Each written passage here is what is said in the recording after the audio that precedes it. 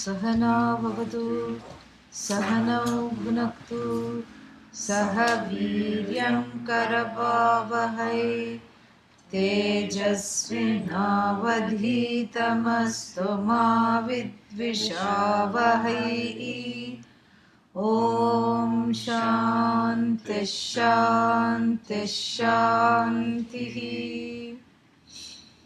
ॐ नमो भगवते वैवस्वताय मृत्यवे ब्रह्मविद्याचार्याय नचिकेतसे च। Did we see the Bhashya for the 7th verse? We have seen.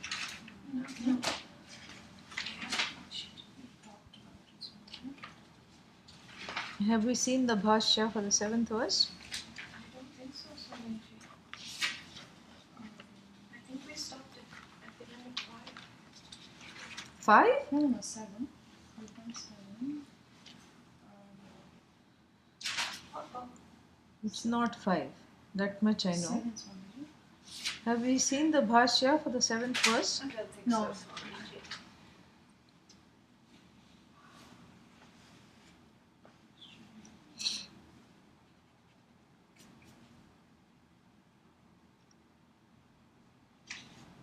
Explain the verse, Swamiji.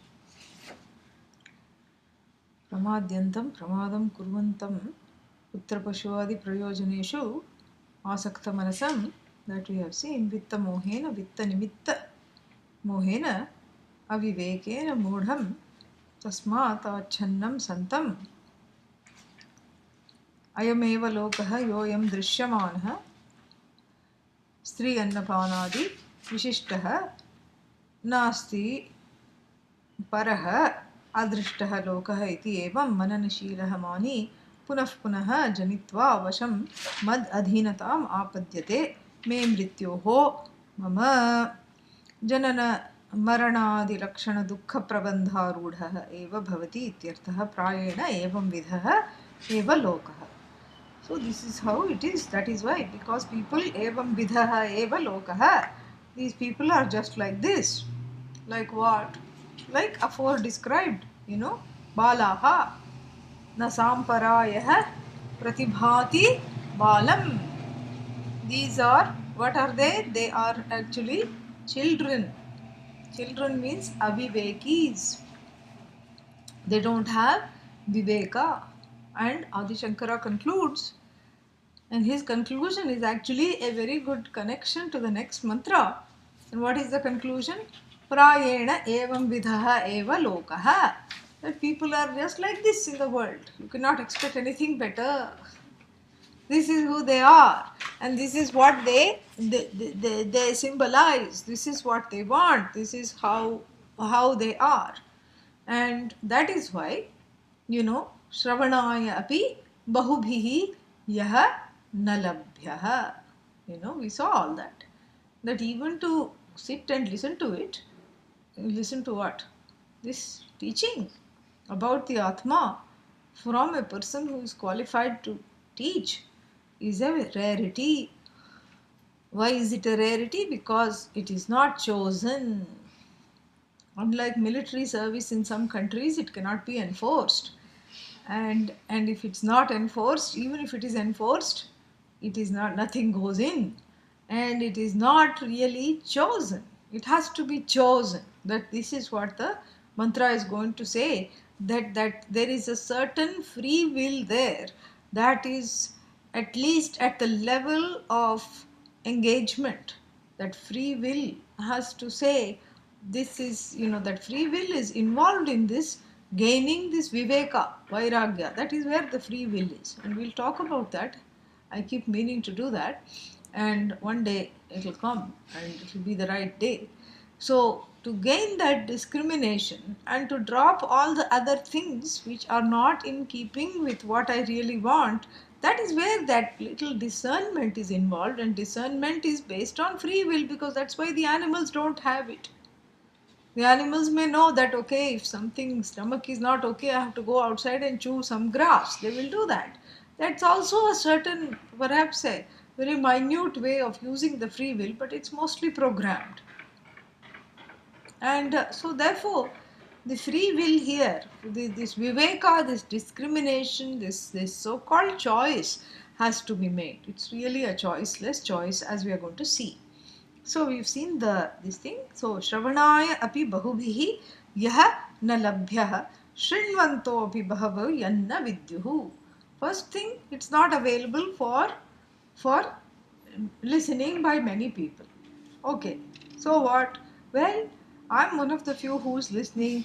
Yippee, I'm great. Can I do a victory dance? Not yet, says the Shruti, because even after listening, many people don't get it. Yeah. And then the teacher is a wonder, the one who is taught is a wonder, the one who actually assimilates this knowledge is a wonder, and both from the standpoint of the teacher and the taught. So here, this is what this mantra 7 is for Vidya Stuti Artham, for the sake of praising the Vidya. Yeah. Stutyahi, because through this stuti alone, people are interested in pursuing it. Just like when Nachiketa was told, Devaihi api vichikitsa pura. Don't ask this, because this is what all the celestials also wanted to know. And what did it do to him? It made him even more curious and eager to know. So here, when something is told, especially the person who is embroiled in ragadveshas, not because they want to be, but because they are helplessly so. Nobody wants to have ragadveshas and be managed by them, but there's a certain helplessness because of the pressure created by that. And so such a person is told that not even a few people get to sit and listen to this. Then immediately there is that ruchi. Ruchi means what? There is a desire to learn. And so this is all for the sake of preparing the mind. The Shruti goes a long way, especially Katha Shruti, Kathopanishad, goes a long way in trying to prepare the mind, and in trying to talk about this, it goes a long, long way. And then the rest we have to do, the rest is incumbent upon us to decide whether we want to do this or not. But the Shruti goes a long way. So all this is to prepare the mind and to make the Vidya much more, what is the word for it? Appetizing. Bhashya. Shravanaya api. Shravanaya api. Yeah, you can either say Shravanaya api or you can say Shravanaya api. You cannot say Shravanaya api. Okay? Yeah. Shravanaya api. Shravanartham. Shrotumapi. Yo na labhyah. Atma. Bahubhihi. Anekaihi. Shrinvantopi. Bahavah. Aneke. Anekah. Anye. Yam. Atmanam. Na vidyuhu. Yeah, let us stop there. So, Shravanaya api, he says, very straightforward. The bhashya is not very complicated. So, fourth case, he makes into Shravanartham. This is a nice trick. You use artham and then as a compound at the end, and it gives the meaning of the fourth case, and then it declines just like other, it becomes like it becomes like a compound, Shravanartham. So that you can make it a compound. But here, Shravanaya, the fourth case sense is important. What is the fourth case sense? The fourth case is to listen for the sake of listening. It is not available. And that gives us a hint that what is needed for the sake of listening, which is not available here. Na labhyaha, na labhaniyaha, that which is unavailable. Labhyaha, it's like a potential participle.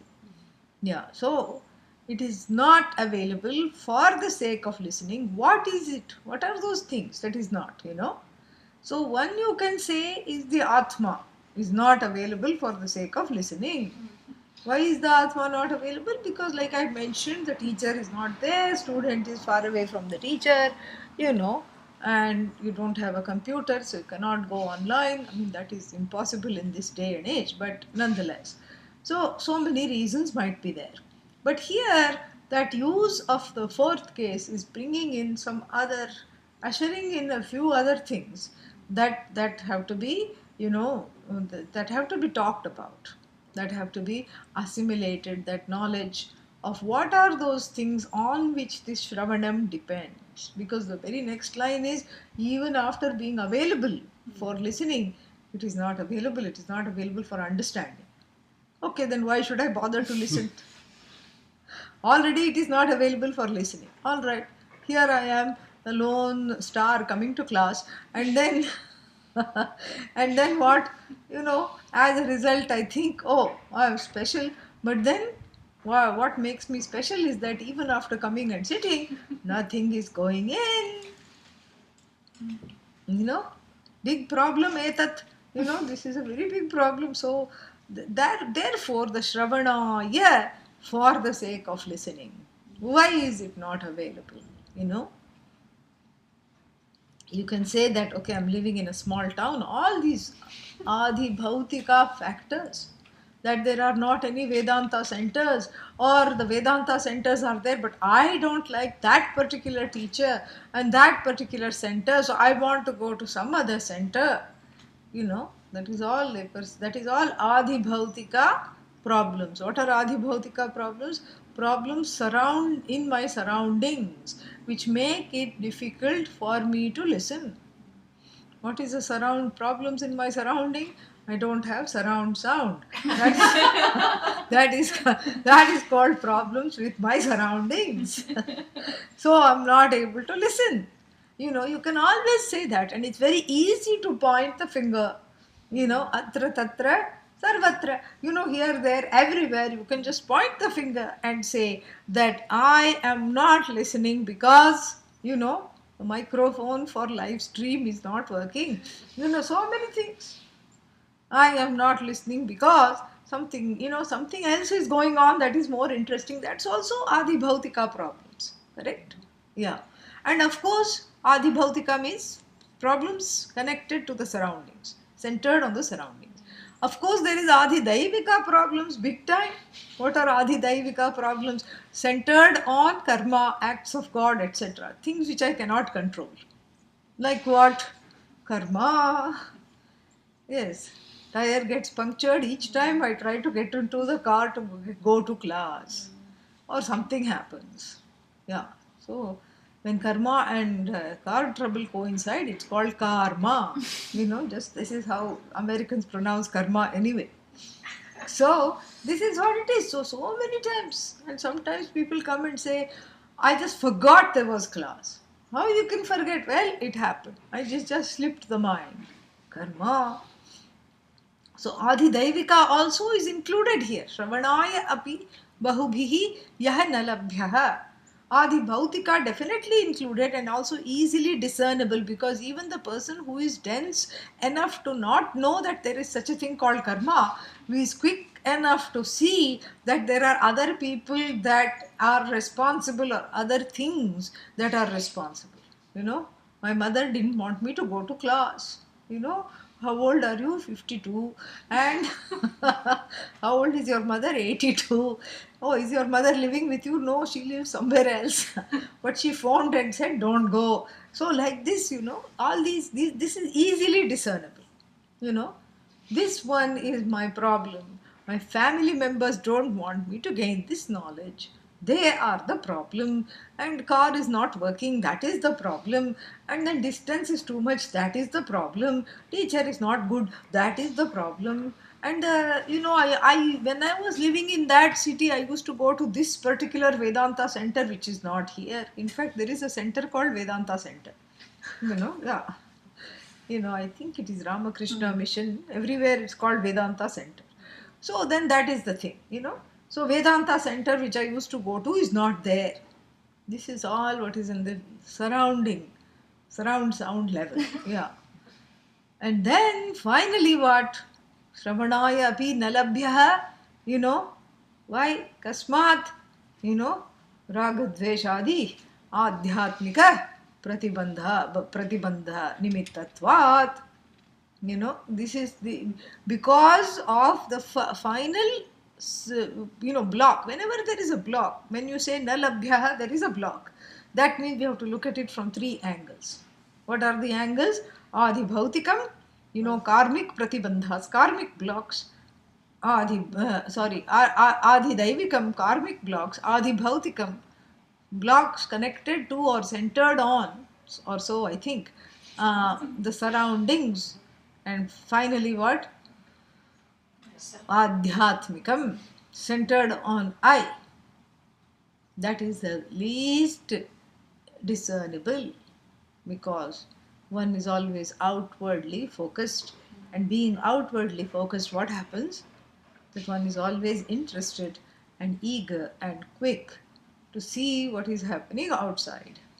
It's very easy to point the finger and say, because of this, I am late to class. Because of this, I'm having this problem. Because of you, I'm not able to attend class. This is all very easy to say, because the pointing finger, this is called the index finger. Why is it called the index finger? Because it makes an index of all the problems connected to the others. This is the Adi Bhautika finger. Yes. Yeah, and then the wrist, that's why the wrist has got so many bones, 18 bones in the wrist. And why? Because this Adi Bhautika finger has to finally point here. Yeah, Adhyatmika. And what is this Adhyatmika? Here is where the mind has no desire to even commence it. This is where it is. Some vague desire is there. Yes, I want to be free. Why do you want to be free? Because it rhymes with we. How do you want to be free? I want to be free through so many means. I want to just go and glide in the sky. I want to buy a boat and then go somewhere. You know, where do you live? In Kansas. Then what? Landlocked from all sides. In a landlocked state, you know, right in the heart of the United States. You know, all 50 of them, that is where I'm living. Well, okay, then if you're living in Kansas, then what are you going to do with a boat? Well, you know, I'll find a body of water. Even if I have to dig one myself and make a man-made lake, I'm going to find this because I want to do this. Why don't you just move? Don't have the money, don't have the time, don't have, you know, my business is all here. This is the kind of the thing, you know, Adhyatmika. That is what the whole thing is. So the mind is there somewhere, freedom. I want to do something unusual, something no one has done, something because I really said so and because I want to do. But what am I going to do for that? Something else. Yeah. I want to plant, I want to have a lovely garden. Oh, you have a backyard? No, I live in a high rise. Yeah. So what are you going to do? Have a little balcony garden? No, in our high-rise balcony gardens are not allowed by the cooperative society which owns the place. If you live in a high-rise, nothing belongs to you. Ceiling is the top man's floor. You know, your floor is the bottom lady's, the lady living underneath you, her ceiling. The walls, outer walls belong to the society. The inner walls are just what? The thing, you know, you own the space. That's all. Oh, you can own Akasha? In America, anything is possible. That's all it is. And so you cannot garden because, you know, if you water the garden, what will happen? The people downstairs will get Abhisheka every morning. So, and then it will all rust the balcony and everything. So many apartments don't allow these hanging gardens like you see in Europe. They don't allow you to have a little window box. So what are you going to do? Have a balcony garden? Well, I'm not at home, so I can't do that. So it's difficult. You know, it's too hot. It's not the right temperature. What are you going to do? I'm going to have a Shirshasana garden. Shirshasana garden means what? Upside down garden. Yeah. There is a new thing. Right? For all these people living in confined spaces and places, you grow the tomatoes upside down. Poor confused tomato. Yeah. Yeah. Urdhva moolam adash. So the roots are up and the tomato is down. Poor thing. It's all some hydraulics and some water gardening and some aqua something and everything like that. And it's very ideal for people who are going out and who forget to even feed their child, let alone water the garden. Because once a week the water has to be replenished, and if it is connected to some gadgetry, it automatically gets replenished. And then what happens? The roots are upwards in the water somehow, and then something is happening, and the tomatoes grow downwards. Yeah. And the tomato is confused because it says, all my life and my parents' life and my grandparents' life, we never thought of ourselves. We thought of ourselves as English and coming from a very nice clan. We thought of ourselves as the royal vegetable, and now we have been reduced to a potato, which gathers the dirt. We are growing downstairs. We are growing adho mukha. This is not fair. And so you have a confused breed of tomatoes. Tomatoes without self-identity. Why? Because of this innovative person who refused to look into Adhyatmika. And the only way the person could look into Adhyatmika was by saying, I want to be free and I want to do something. And these are the kinds of things people do. And then they want to grow one side oranges, another side pear, same tree. Very confused, extremely confusing. Yeah. And then, so that the people can look at this one side orange, another side pear, and say, what a pear.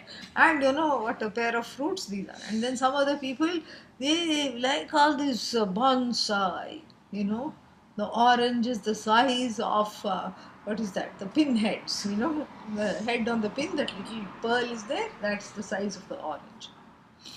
This is how it is. And everything is pruned and groomed and, tiny tree and tinier fruits. Only the gardener is life size. Everything else is tiny, tiny. Even tiny shears to cut those things. All these things come from this adhyatmika problem. Shravanaya api bahubhihi. Bahubhihi means anekaihi. By many people. Aneka here doesn't mean not one. By many, many, hordes, teeming millions of people. Why? Because they refuse to see the problem. What is the problem? The problem is myself alone, or rather, my view of myself. This is Adhyatmika, centered on this I. I refuse to see the problem. And therefore, what? I refuse to see. I cannot. Not that I refuse to see. I cannot see the solution because my understanding of the problem is compromised.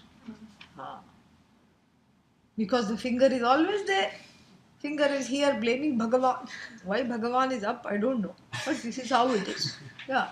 Why not say this? No. It's always there and there. And all around me is the problem. And Bhagavan is the problem. My horoscope is the problem. The Shani, the Saturn is come back. It's returned. And this is in the wrong place. That is in the wrong place. This is the problem. And therefore what? Therefore, I don't focus on the only thing that I can change. Can I change Adhidaivikam? No. With prayer, perhaps I can intervene.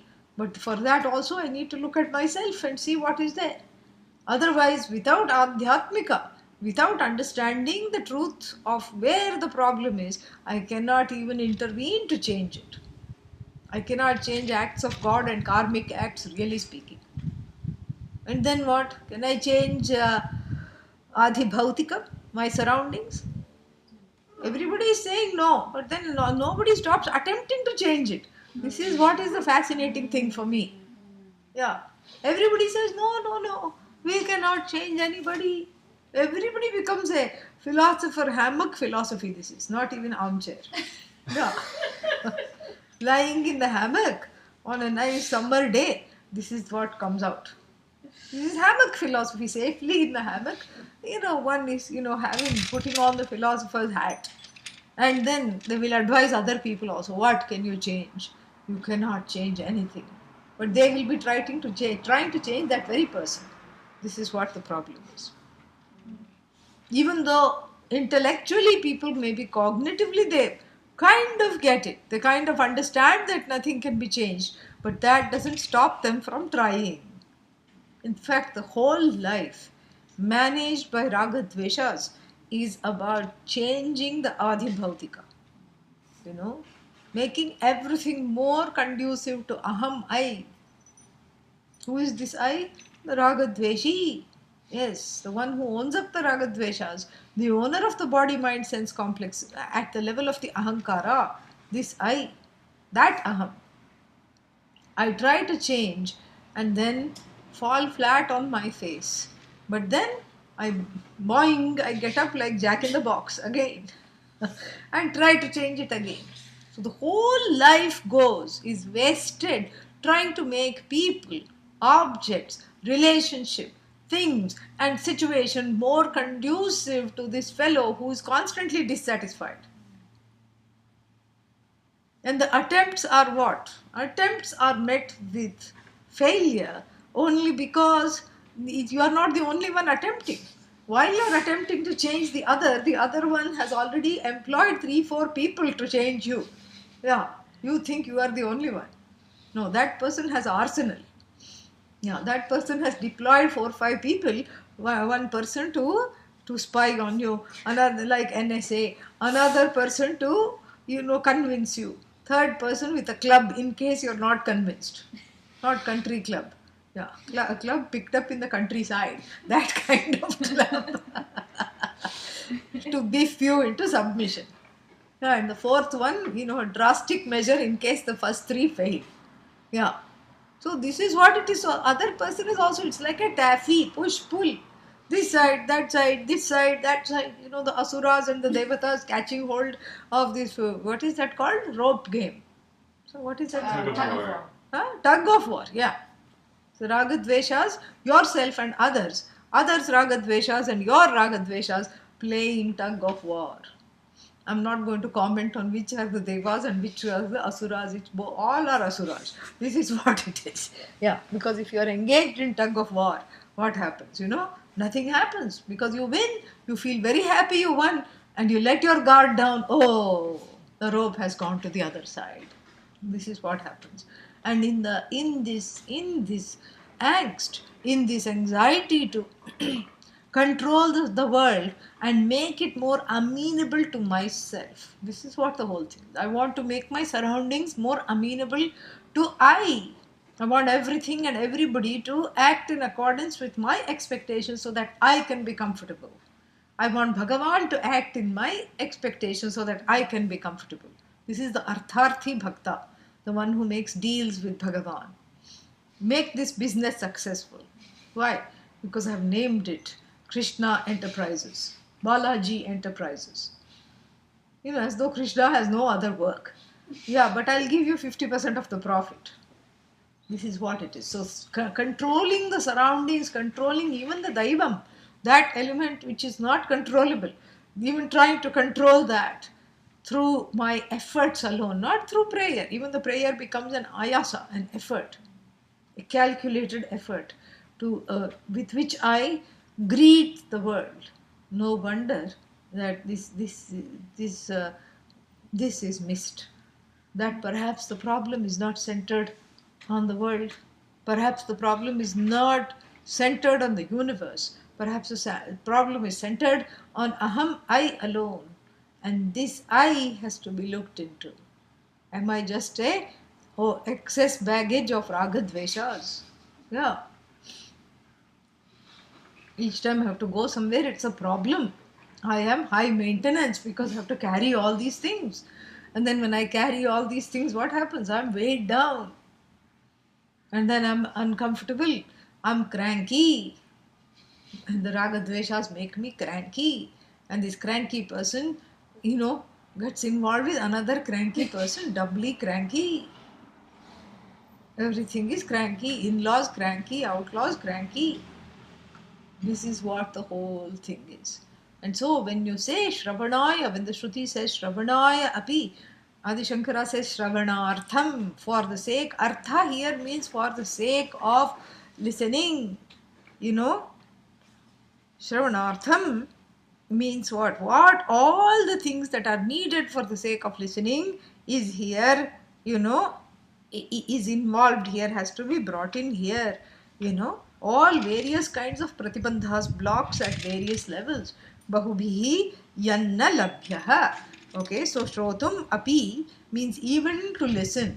Shrotum here doesn't mean, api doesn't mean also, it means even. So बहवः अनेकः अन्ये यम् आत्मानं शृण्वन्तः अपि न विद्युः. So the second, that is the first case scenario of people who are not introspective at all, not introspective enough to even look at where the problem is. And why do I keep, doing this round the Robin Hood barn again and again? Robin Hood barn is samsara, around samsara again and again. Why, why am I going around this again and again? What's wrong with me? Nobody even thinks that, because the finger is pointing somewhere else. It's made an indices of all the grudges and the things that need to be changed. Every morning it does a survey. So although it's equipped with little eyes, you can draw eyes on this and a frowny face because it doesn't like. And then it goes like this. And it goes all over the place. And then what does it do? It makes an index of all the things that are wrong and says, frowny face, I don't like this, I don't like that. In fact, I don't like you, let's begin with you. And so therefore what it misses, the whole thing. This is the first case scenario. Second case scenario, somehow by some Bhagavan's grace, they have found out. These are the second group of people, slightly smaller in number. The first group is the teeming millions, okay? Yeah. Who are not in class, okay? Who are never in class. Yeah. And then they don't even understand why this has to be studied, because they are busy trying to fix the world. They don't see that the problem is in my own vision of myself and the world and Bhagavan. So my vision has to be altered. And even if you tell them you need to alter your vision, they will go to a store which sells eyeglasses. These are the kinds of people. So we are not we have dispensed with them, because they are the finger pointing people, these fingerlings. And then now the second one are people who are somehow by some activation of the Purva Punya. Purva Punya is like yeast. You have to let it sit and then it rises. And makes favorable things. It rises, becomes aromatic, and makes favorable things happen to you. This is what it is. Once you put it in the oven, the yeast, rises, and then it rises further in the oven, and then it makes everything smell nice, and then, you get the phala, you get the results of previous punya. Like yeast, it has to sit, it is a leavening agent. Upachaya,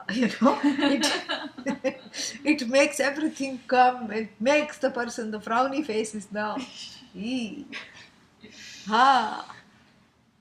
Not that the person has done too much introspection, little bit they may have done. Something is not right, and that little bit, even to do, some grace is involved here. And that is what is called punya. And that grace has come in the form of some person accidentally attending the class by mistake, because they were actually coming to ask for some water or to convince other people, Jehovah Witness, and then they rang the bell and they were constrained to listen to the rest of the class, and then they threw away the pamphlets. I mean, wishful thinking, but it can happen. So it can happen, who knows? Maybe, someone who was not quite converted to that, they threw away the pamphlets or used the reverse of the pamphlets to write down Kathopanishad notes. Yeah. So, but then what happens? Nothing happens still. You may be dragged to the class like the horse to the water, but you cannot be forced to drink it. One cannot be forced to imbibe and ingest and or assimilate this vidya, because here there are other pratibandhakas. What are pratibandhakas here? Blocks. What are the blocks? Here it is, it is important to look at the qualifications. What are the qualifications that are needed? The qualifications that are needed have to do with being able to see the root of the problem and bringing this frowny finger here. Aham, tvam is not the problem. Aham is the problem. The problem is centered on I. If the problem is centered on I, logic demands that the solution cannot be centered on not I. Solution is also centered on I alone. This is the demand of logic. You have to be able to connect the, dots. Yes. Connect the dots and say, oh, this is the picture that's emerging. And when the Vedantin wannabe connects the dots, they see Adhyatma. They draw themselves, and they draw the strength from themselves, and this is what it is. So you have to be able to connect some logic has to fire. And what kind of logic? The logic that is a basic logic. We are not talking of logically deriving the Atma through some truth tree. No. Yeah, there is such a thing called truth tree in logic, but that is not what we are talking about.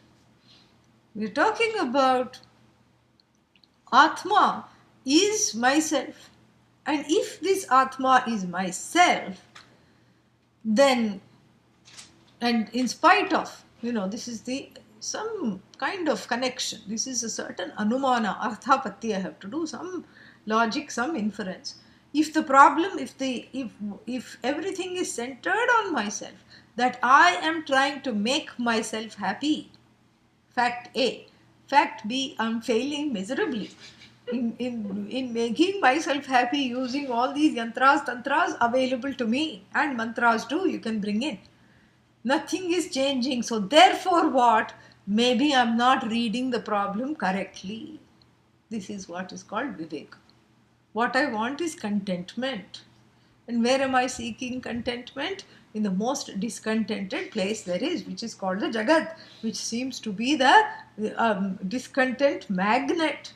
Not only whatever I encounter fills me with sadness many times, either because it is inherently something is wrong with it, or because I am afraid it will go away, therefore I am sad, or it does go away, therefore I am sad, therefore I am back to discontent. Not only that, but it is happening for others too. And yet I won't stop engaging with this Jagat, trying to change it to make me feel contented. And then there is Vyabhichara, because at certain times I am always contented. Vyabhichara means there is a certain contradiction, a move, a change. Sometimes I seem to be very contented, like in sleep. That's when other people are discontented. Why? Because they cannot sleep because I'm sleeping. Why? Sound sleep. Yeah, I'm sound in which the sound which is coming from me, that sound. So I'm very contented. No problem in sleep. No problem sometimes, even when there is no desire, I feel very magnanimous towards the world. Rarely, but it happens. And I'm happy for no reason. And then I get anxious because I'm not anxious. Sometimes people call and say that I'm anxious because there is nothing to be anxious about. Now, this is what is called kapola kalpitam, when the skull starts to think this is the problem. The skull should just be a covering, a kavacha for the brain cells which should be thinking. That's all. So anyhow, now the second kind of people, this is viveka. Discernment of the problem. What I want is nitya. Nitya means that which doesn't change at all the times. Change makes me appear to be cross. And sometimes, paradoxically, I keep seeking change, thinking that I'll get something constant. But that doesn't happen. This is viveka, that there is something wrong in the way I'm looking at this situation. And since I seem to be, happy at sometimes for no reason at all. Perhaps I'm looking at this wrongly. I need to focus on myself. It's not that the world is the problem. I am the problem, Viveka. And also Viveka part A, part B of Viveka is to know that no matter how much I do, I'm not going to manufacture this contentment. Because a contentment that is manufactured through action is by definition finite. What I'm seeking is the infinite. What I'm seeking is the infinite. But anything that I manufacture is finite. The only thing that appears relatively infinite is the exhaustion from manufacturing process. Yeah, that seems to be interminable. Relatively so. So I'm constantly exhausted. I'm constantly not getting what I want. And therefore, I have to look at something here which I'm missing. I'm missing this clue which is larger than life. And what is that? Perhaps my efforts are wrongly directed. I'm deploying my efforts in the wrong place, in the wrong time, in the wrong way. That is part B of Viveka. Is that this is nothing to do with action. Perhaps what I seek is limitless, is uncreated. Therefore, it is uncreated. Therefore, it's not an object. Perhaps it is the very nature of the subject. This is Viveka. What I want is really myself. The finger finally pointing here is called Viveka, discernment, the correct reading of the problem, which is a precursor to finding the right solution. Then if the problem is I, and if perhaps, I don't know this, but perhaps I am the fount of contentment and I have to understand this. So therefore, you see, the effort goes from manufacturing to assimilation to understanding, to seeking to understand. So the seeking is still there, but the seeking is directed to understanding rather than reproducing, producing, reproducing, which seems to be difficult. So you see, the seeker is really the sought. I'm entertaining this possibility, Viveka. And if the seeker is sought, what do I have? Is the one who is sought, what do I have to do? I have to seek the seeker. Oh, how to seek the seeker? I have to seek the seeker by attending the classes which all talk about the seeker. This is what it is. So I'm only seeking the seeker and I have stopped seeking other things. This is Vairagya. This is what it is. Seeking the seeker alone, Kevalam, is Vairagya. Dispassion. Dispassion towards the problem. And what is the problem here? The problem is understanding myself properly. And seeing that the problem is centered on the I, therefore the solution logically also must be centered on the I, Viveka. And then finally, so the second thing is that after gaining this Viveka, when the finger has stopped pointing elsewhere, the finger is where now? Here. And therefore my attention is also here. The finger means attention. Yeah. There is a nerve from the brain that directly goes here. So when this points, all the focus should be inward. Therefore, I drop the pursuit, the main pursuit, which is the culmination of all pursuits, which is the essence of all pursuits, to try to change the world, to make it more compatible to the Ragadveshas and make it more comfortable to the thriving Ragadveshas. I stop making the world a place, a petri dish, comfortable for the thriving of the Ragadveshas, where they proliferate. And proliferate they will, because that's what they do. So I have to, this is a very important thing that I have to do. What do I, this is a have to. Kartavyam. Atmava are drashtavyaha. Darshanartham shrotavyaha. This is where one comes to Shravanam. Have to. That Tavya has this force of injunction. Must. This is a must. Why? Because otherwise the knowledge is musty. That's why this is a must. Oh, but I don't like musts. All right. Thrive in the ignorance. Because the problem is the ignorance I have to see. I'm not seeing what the issue is. I'm seeing this issue. I understand that the priority in my life has to be seeking the seeker. Because the seeker is the sought. When I seek the seeker, I understand through this pursuit alone, I understand that I am the sought. When I seek that which is myself being infinite, I will never be misled. This is the only way.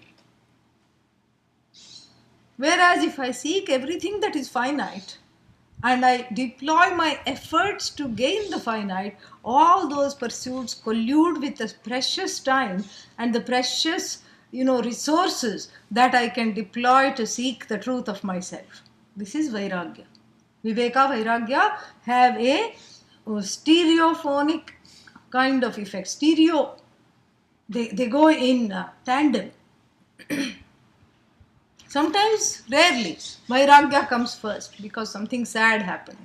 Some loss, some fear, some pain, lost the job, lost the senses, lost the mind, something happens.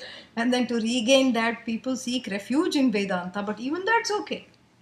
Because with the knowledge, blessing the person, what happens is that the person starts to enjoy and starts to put everything in perspective, and Viveka then comes. But usually it's the other way around. Viveka is the precursor. What am I doing? Why this deja vu all the time? Same thing I'm doing, same thing I'm seeking, and it's not making me contented. It's not making me, drop the self-judgment, to drop the self critique. It's in fact increasing. All this I have to see. And that, repatriating with the finger coming back towards myself. The pursuit is me. The end is myself alone. And that infinite is what I want. And the infinite cannot be gained by finite means. And all means that I'm deploying are finite. Oh, but listening is also finite. Because just now I listened, just now I have forgotten. So it is finite. That's why we listen every day. Yeah. But then how can the finite listening give me the infinite? The finite listening doesn't give you the infinite. The finite listening only removes the blocks. The infinite is yourself. It is not a product of listening. That you have to understand. So then what happens with listening? All the non-I drops. That's what it is. Everything that you have identified as yourself. I am finite, I am subject to fear, I am subject to loss, I am subject to sorrow, I am subject to self-judgment, I am subject to discontent, drops. Or what remains? Only the subject. Yeah, subject to this, that drops, only the subject shines as all, as whole. So it's not that the listening, which is finite, 1 hour every day, is going to produce the infinite. No, the infinite is not a product, it is. But it is also, because of this ignorance, got mixed up and entangled with the finite as itself. So the I has misidentified with the body, mind, sense complex and the Jagat and everything that is finite, and therefore it needs to be repatriated with the infinite, and that repatriation is what this teaching is all about, the infinite being yourself. There is no way you can go wrong. You cannot go wrong at all. Once you start seeking the seeker, Viveka Vairagya. And what powers this Viveka Vairagya is something called Mumukshutvam. I want to be free of this non-acceptance of I. I want to be free of these wanting persons inside me. I want to be free of this constant, relentless fears and tears centered on the sense of non-achievement. And this non-achievement is always connected with the I. I should be better. I haven't achieved anything in life. I'm a loser. I'm a failure. I'm an idiot. I'm a donkey. And then, when people have children, they extend it to the children. This is what is called tiger mom, tiger dad. What do? They threaten the children. You better get 99%. How is it possible? The father got 52%. Yeah. Yeah, mother was slightly better, 68%. And you take the average, genetically. How will the child get? But this is what they expect all the time. And then why? Because the child is an extension of me. And then this child, of course, happens to be 54. And then they take the child out. Come with me, we'll go here. Take me. And actually, it's unclear whether the child is taking them or they are taking the child. Like many people walking the dogs. And then they go to the place and then they are embarrassed. The parents are embarrassed because of their quote unquote child's behavior. I don't want to go anywhere with you because you embarrass me. This is what the whole thing is. You are a embarrassment to me. This is all thinking of the child as an extension of oneself. This is a logical conclusion if one is not ready to make this turn from the all around to back to myself. If one is not ready, this is a logical conclusion that one will constantly be unhappy with even the things that can make one happy, like children, grandchildren, etc. They will not give joy because one constantly expects something else, that one's own self, what is that? Self discontent is projected onto everything around oneself. This is the problem. And therefore, this is mumukshutvam, that I want to be free of this nagging sense of self-doubt, self-discontent is the third qualification. Very much needed. And in order to have these three and to keep these three burning, there is the fourth qualification. What is that? Shamadhi Shatka Sampattihi. A fourth qualification, I'm breaking it gently, is actually a six-pack, a group of six.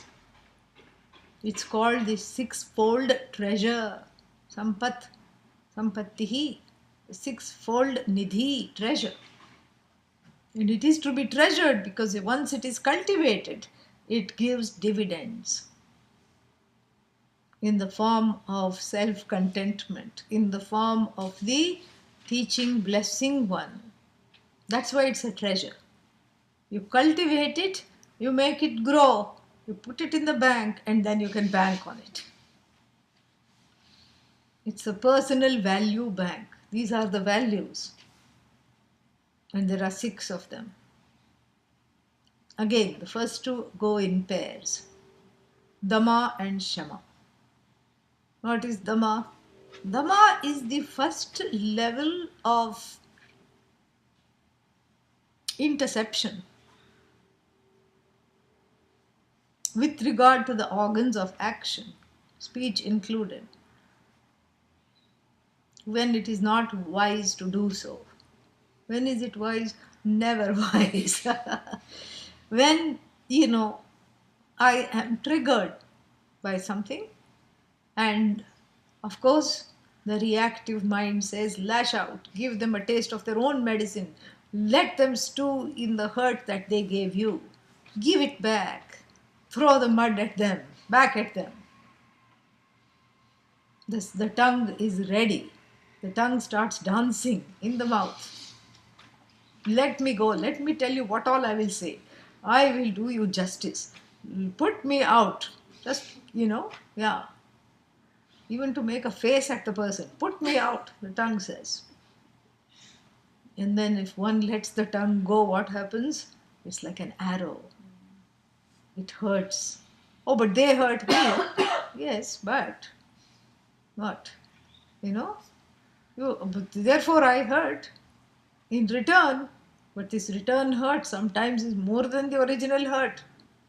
And therefore, this Dhamma means being able to gaining the ability to intercept my reactivity at the first level, which is the level of the organs of action. I want to say something mean, I stop. Because I'm not judge. My judgment is not sound right now. I'm angry. I'm upset. I'm all riled up. I stop. This is the first level of interception. Sometimes the anger is so much instead of the tongue, the hand wants to come out. The leg wants to come out. Give that person a nice kick. Kick them. Then I remind myself I'm not a donkey. May have been in the last life, but this life I am not a donkey. I remind myself. And so this level, the reactivity is intercepted on two levels. First, at the level of action, connected to the organs of action, hands, legs, tongue, etc. So the impulses, the raga dveshas are intercepted here at the level of the organs of action. And then the twin of Shama, twin of Dama is called Shama. This is it's more of an inward processing. First you intercept at the level of the outward, whatever is available to react with, all the organs of actions that I command. And then, that is just a stuffing in of the feelings. The feelings are not yet gone. Yes, I have stopped myself from hitting somebody or saying something cruel that might have been potentially cruel. But what? But the feelings are not gone. The feelings are brewing like Madras coffee inside, strong and dark and full of rajas. They are brewing. French roast is happening inside. Sounds bitter. So, yeah, bitterness, lot of bitterness is there that I have to process.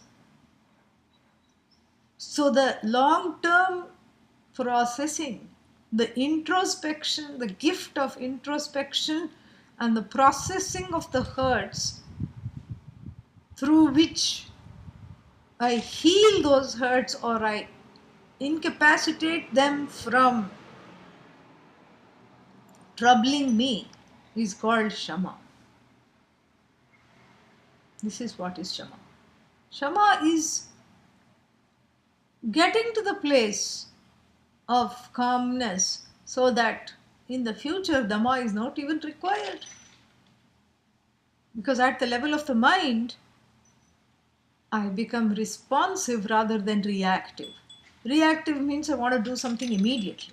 And the doing is, and the not doing that wanting to do is Dhamma.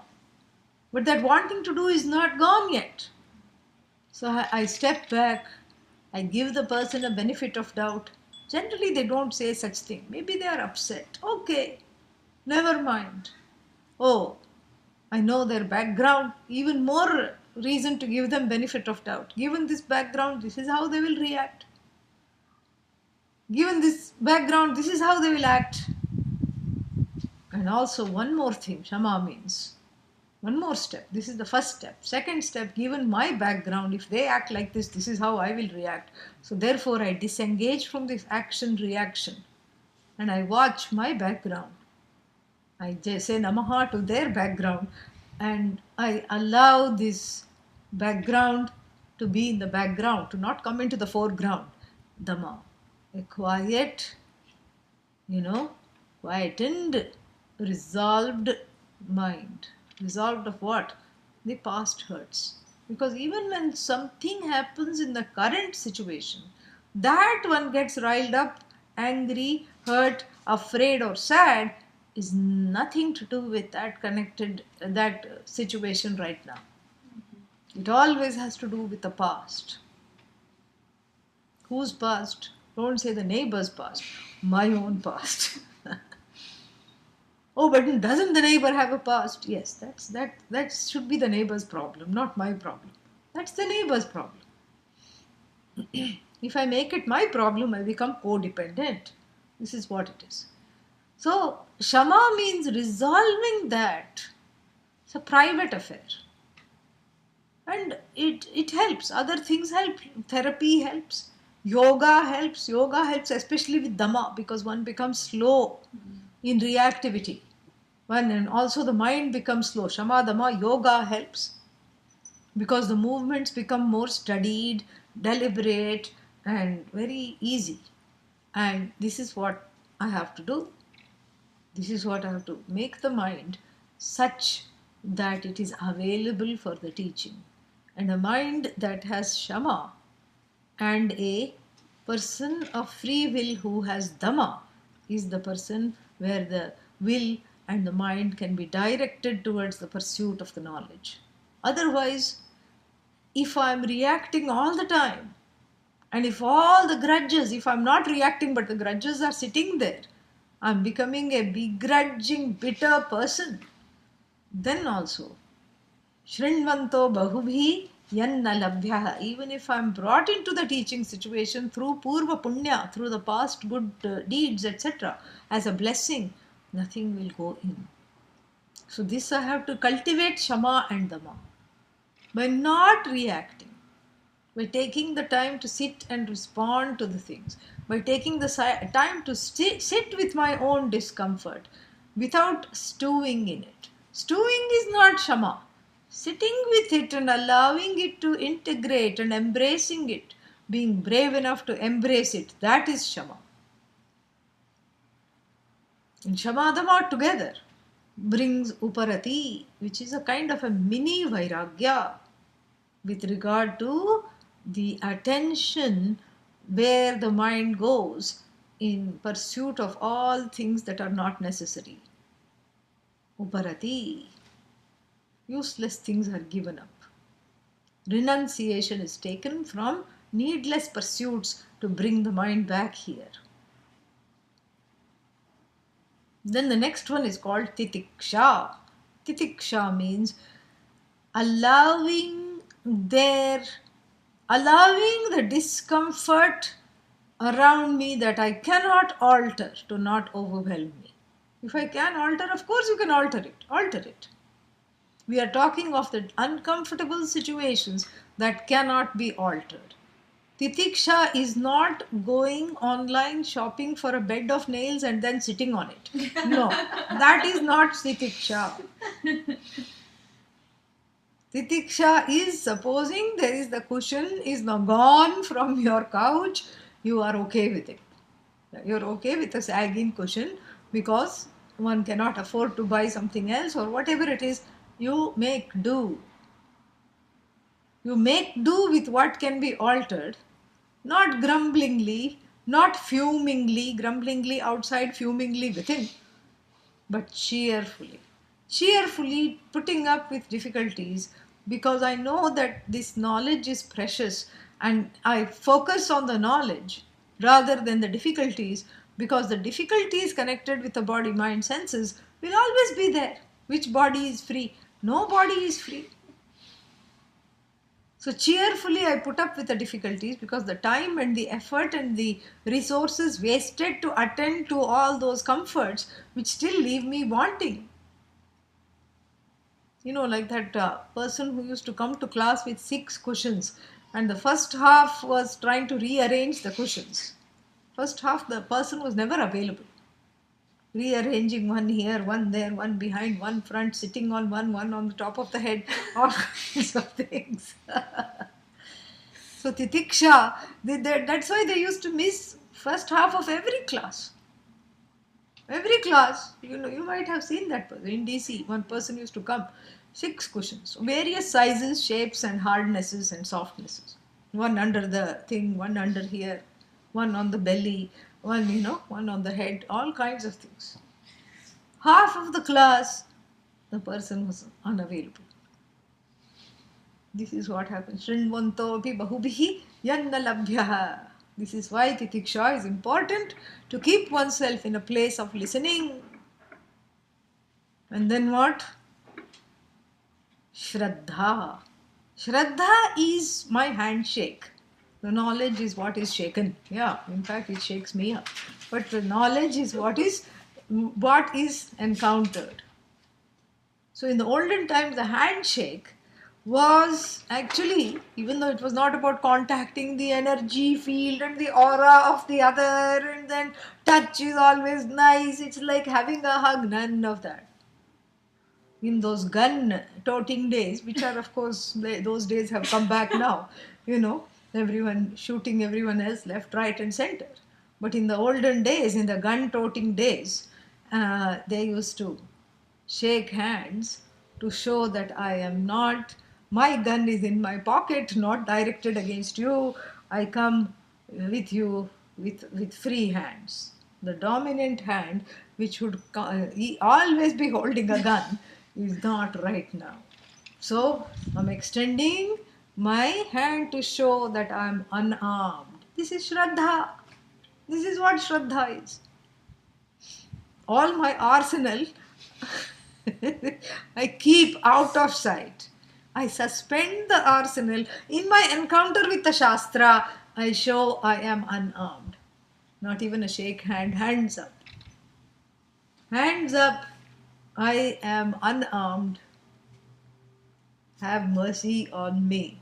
Enlighten me about my nature. Why two hands up? Here there was only one hand. This is offensive. This is defensive. No defenses, no offensive. Therefore, two hands up. This is the way in which I greet the teacher, the teaching, and the text. Unarmed. This is what it is. We have made an act out of it, and we go like this. We start like this and go like this. We bring the hands together because it's all about oneness. Yeah, we don't go like this. This is also okay, but we go like this. First we start like this, bring it together. It's all about for this. I am unarmed for the sake of oneness, and I'm willing to bend my notions. I'm willing to bend my beliefs. I'm willing to bend the notion of even the so-called knower. Greeting the Shastra unarmed Shraddha, my attitude towards the teacher, my attitude towards the teaching. All disagreement, all fear, all blocks, they are the arsenal which actually keep me away from this knowledge. Shrinvanto api bahubhihi yaha na labhya yam na labhyah. That which is not gained even after listening. Why? Shraddha is not there, that's why. Shraddha means an attitude of receptivity, an attitude of devotion, an attitude of reverence for the knowledge, because there's no other way to gain this. And the attitude for reverence, attitude of reverence towards the knowledge is transferred to the teacher, because the knowledge and the teacher are a package deal. The teacher comes along whether you like it or not. So therefore the reverence is extended towards the teaching and the teacher, because without the teacher the knowledge is not attained. This much also is understood through Viveka Vairagya. So many things to understand. And then finally, because of all these things, I have single-minded focus, samadhanam. Dha, to place. Samyak adhanam, where the mind is placed only in the listening. After having with great difficulty brought the body into the classroom, I don't allow the mind to wander. Why will the mind wander if the other too many irons in the fire, too many things happening all at once? This is why the mind wanders. So this I do not allow. Samyak adhanam, samadhanam. So this is the sixfold. Shamadama uparati titiksha shraddha samadhanam.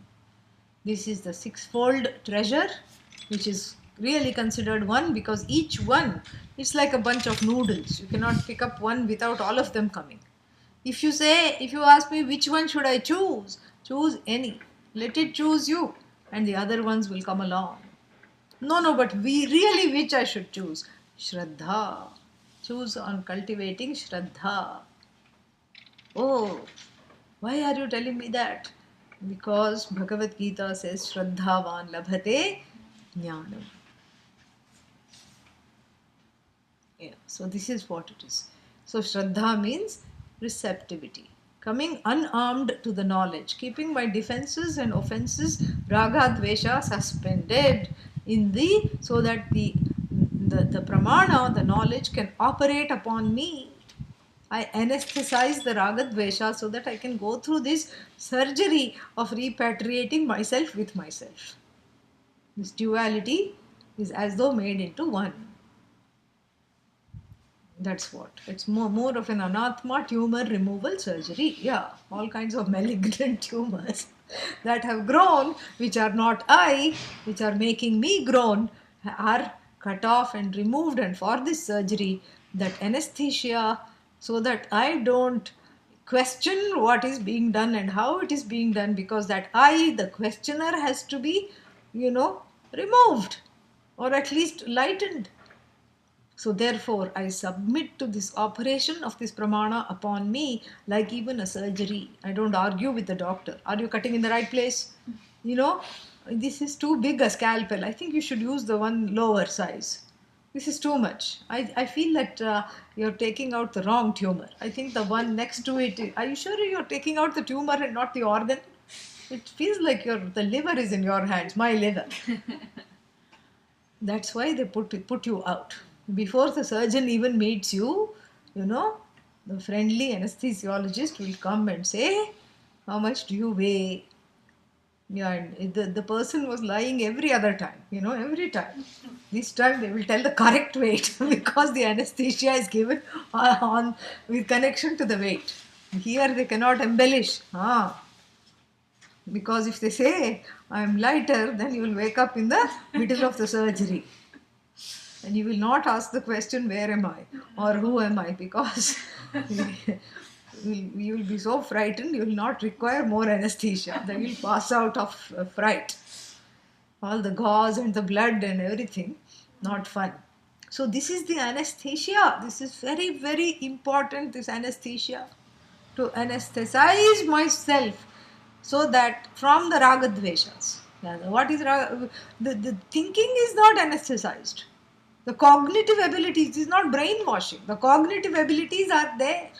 The questioning is encouraged. What is anesthetized is the needless defense mechanisms and the offensive and the things coming out of the unconscious.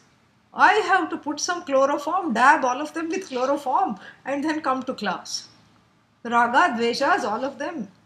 Cha, cha, pa, pa, they are saying in class. Those have to be said, see you later. Here, come here. You have to snuff them off temporarily. Yeah, always carry some chloroform. Shraddha is the form. Shraddha is the chloroform. That's what it is.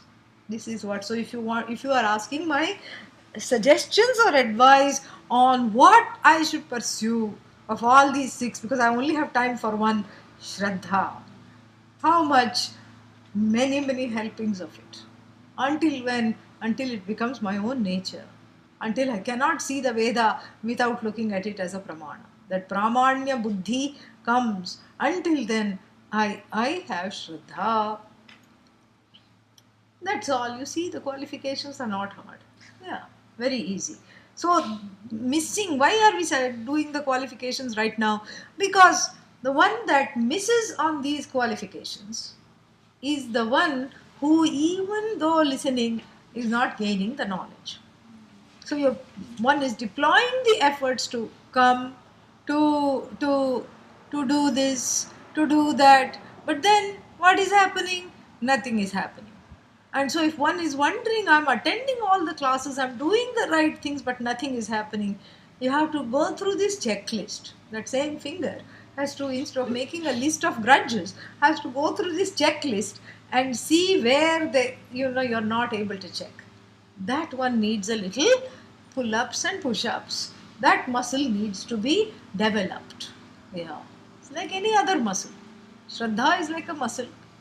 Muscle has to be developed. And how is it developed? Through exercising Shraddha. Shraddha muscle is developed. Through exercising Viveka, Viveka muscle is developed. Through exercising Vairagya, Vairagya becomes strong. Yes. So many ideas are coming, but I'm going to be some other time. Yeah. So now, yeah, bahavo yanna vidyuhu, because they don't see this. Why? Because na vidanti न विदन्ति abhaginah अभागिनः asamskrita atmanah असंस्कृत आत्मानः na vijaniyuhu. न विजानीयुः. So these Samskrita, Asamskrita Atmanah.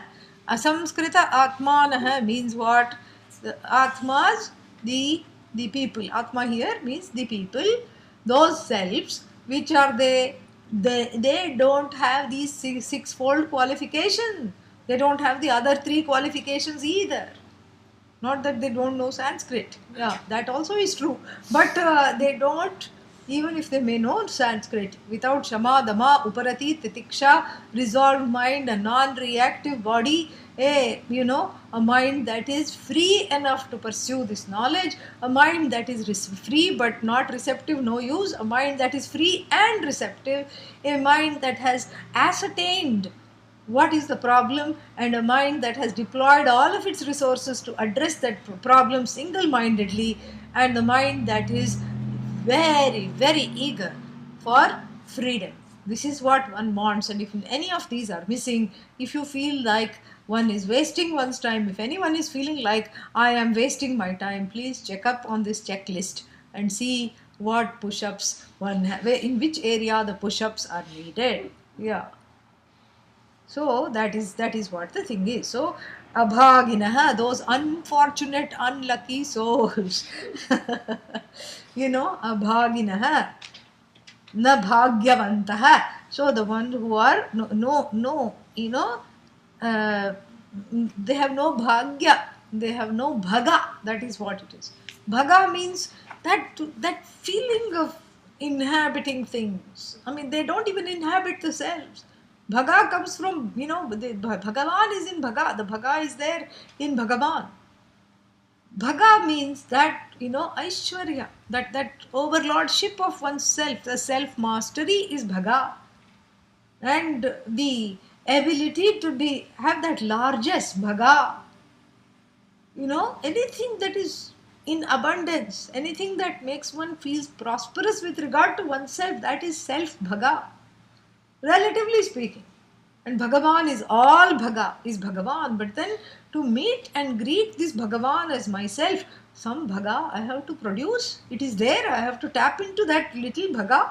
Whatever little Bhaga is available with the tools of Shraddha, Samadhanam, etc. I have to dig in with the shovel of Shraddha. And then, I see that there is some auspiciousness.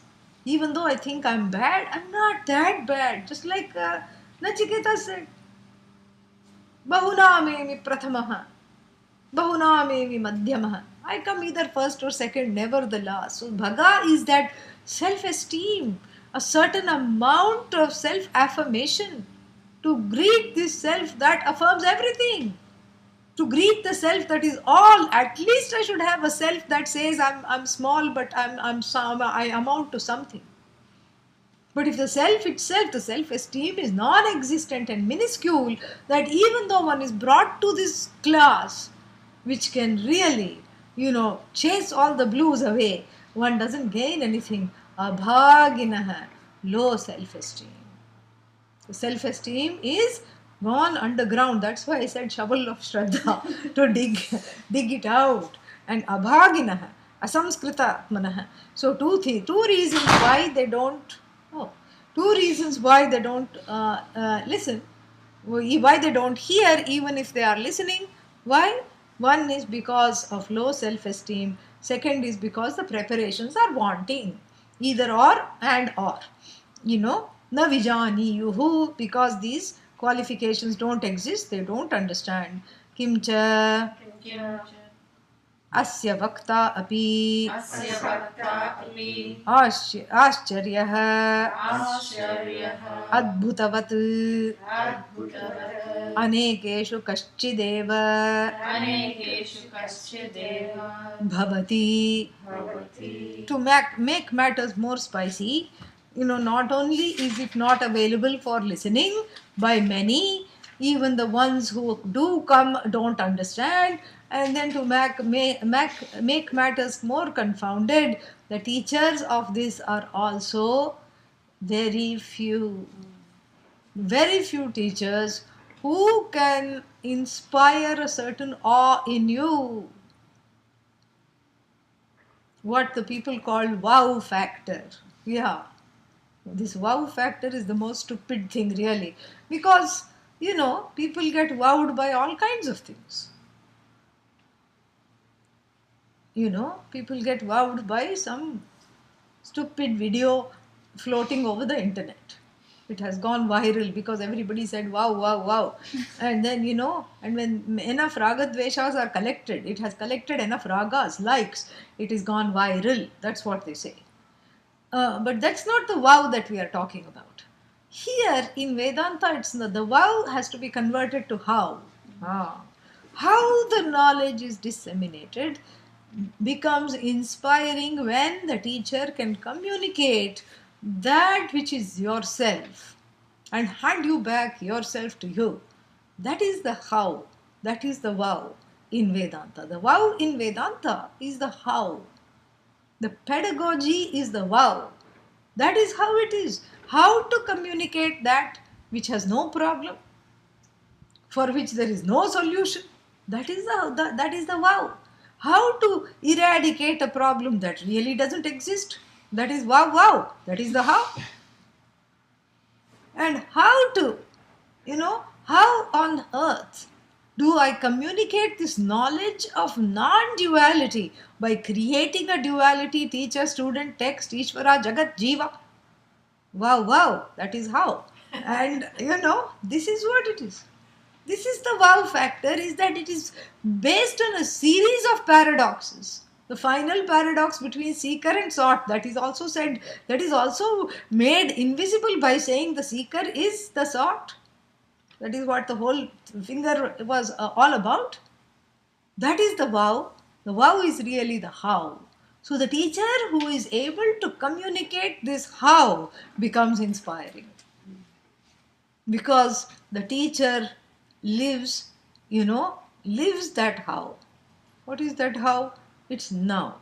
So the real wow in Vedanta is not wow, and the how many people don't understand, so it is the now. That akhandakara vritti, the now, is communicated. Now you are okay. Now you're free. Now you don't have a single problem. Now you are all right. Oh, but what about later when I leave class? That will be the now. Then also it is now. What about before when I had all these regrets? That is also when are you thinking of the regrets? Now. That now and the how is the wow factor of Vedanta. Yeah. That is what it is. The how is the pedagogy, the now is the vision. And those two together become wow. That is what it is. So adbhuta. Adbhuta means the wow factor. The wow here is only how it is communicated, and that everything is all right, all now. It's all about the now. The self is now, everything is in the now, and the now is forever. That is the big wow. When you look into the now, it is all the time. The now never ends. You can keep saying now. It never ends. Every second is new. And this is the how.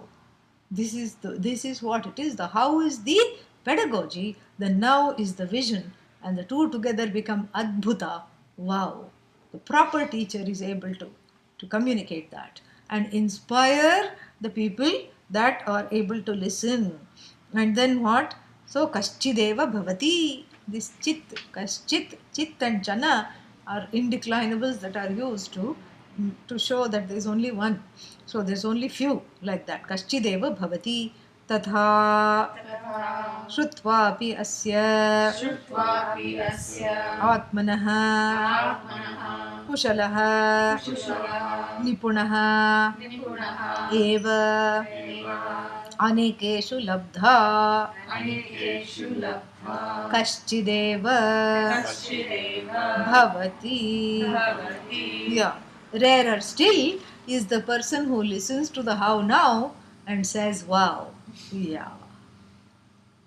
The wow is not said by the teacher, the wow is said by the student. The wow is the receptivity. Oh, wow, this is what it was. Oh, I didn't know that. This is for Kushalaha means the one who is qualified for this knowledge. Nipunaha, Dakshaha. That is the one who is qualified for this knowledge. How? Through all those mechanisms we talked about, with those concepts, those values that one has to invite and usher into one's life and develop it. You have to go to Shamadama gym and work out. Yeah. Oh, where is such a gym? All around you. Just encounter life. Everywhere you will find places to practice Shamadama, Titiksha, Shraddha, Uparati, Samadhanam. All the gyms are everywhere. Life is itself is the gym. Every person named Jim is Jim. And is all it is. Everything is the gym. The gym of life, where you can practice non-reactivity, where you can practice resolution, where you can practice the, perseverance, mumukshutvam, where you can practice shraddha, receptivity. Everywhere, the whole life is a gym. And the one who has worked out and got the six-pack, pun intended, after going to Shamadama, Uparati, Shraddha, Titiksha, Shamadhanam gym, you get a six-pack. And then endowed with that, and the bicep, tricep, deltoid of Viveka, Vairagya, Mukshutvam comes into the classroom and is blessed with the wow of this knowledge, with the vision and the methodology together is called Kushalaha, Nipunaha, Dakshaha, and then qualified, and that also is a rarity. And then further, Yasmat, यस्मात् Ascharya, आश्चर्यः Jnata, ज्ञातः Kaschideva, कश्चिदेव Kushalaha, कुशलः Anushishtena, अनुशिष्टेन Nipunena, निपुणेन Acharyena, आचार्येण Anushishtah San. अनुशिष्टः सन्. Yeah, he takes this one because there is a repetition here. We can take it Shrotriya Brahmanishtha, which I already explained, but he takes it slightly differently. He takes it as the parampara, the lineage. Kushala Ascharyo Vakta, the teacher is a wonder. Wow, the student is a wonder because the qualified student is rare. That the qualified student is a wonder. And what is the greater wonder is the qualified student becoming a qualified teacher. Greatest wonder. So this way, the whole teaching is a wonder if one has the eyes to behold this wonder. That is what it is. We'll see more tomorrow, same time, new time. Shorter classes, but no break. So we are doing everything exactly the same. Don't worry. Okay? Yeah. Om Purnamadah Purnamidam Purnat Purnamudachyate Purnasya Purnamadaya Purnamevavashishyate. Om Shanti Shanti Shanti. Harihi Om. Shri Gurubhyo Namaha. Harihi Om. It was a wow class only.